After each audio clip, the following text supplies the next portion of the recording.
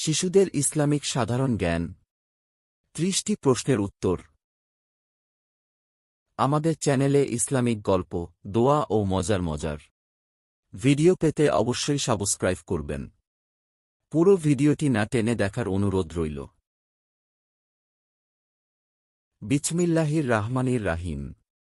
আল্লাহর নামে শুরু করছি। প্রশ্ন: ধর্ম অর্থ কি?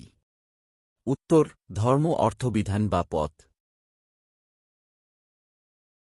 প্রশ্ন: আমাদের ধর্মের নাম কি?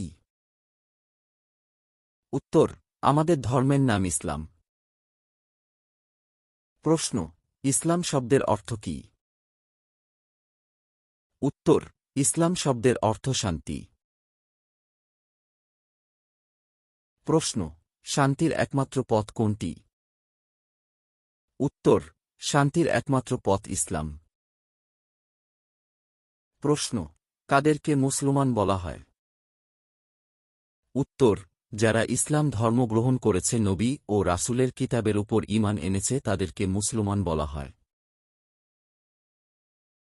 প্রশ্ন: ঈমান কি? উত্তর: আল্লাহ, নবী, রসূলগণ, ফেরেশতাগণ, আসমানী কিতাবসমূহ, পরকাল, ভাগ্য এবং মৃত্যুর পর পুনরায় জীবিত হওয়ার প্রতি বিশ্বাস আনার নামকে ঈমান বলে। প্রশ্ন: ইসলাম ধর্মের প্রবর্তক কে? উত্তর: ইসলাম ধর্মের প্রবর্তক হযরত মুহাম্মদ সাল্লাল্লাহু আলাইহি ওয়াসাল্লাম। প্রশ্ন: মুসলমানদের পবিত্র ধর্মগ্রন্থের নাম কি? উত্তর: মুসলমানদের পবিত্র ধর্মগ্রন্থের নাম আল কুরআন। প্রশ্ন: ইসলাম ধর্মের মূলকথা কি?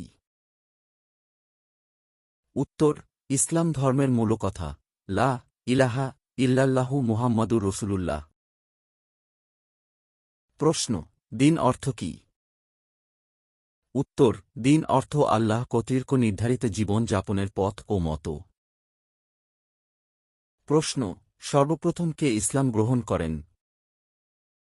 উত্তর: হযরত খাদিজা রাদিয়াল্লাহু। প্রশ্ন: কাদেরকে নবী ও রসূল বলা হয়?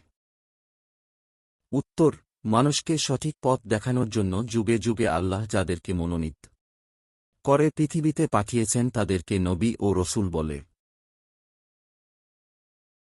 প্রশ্ন: নবী ও রসূলগণের মধ্যে পার্থক্য কি? উত্তর: যাদের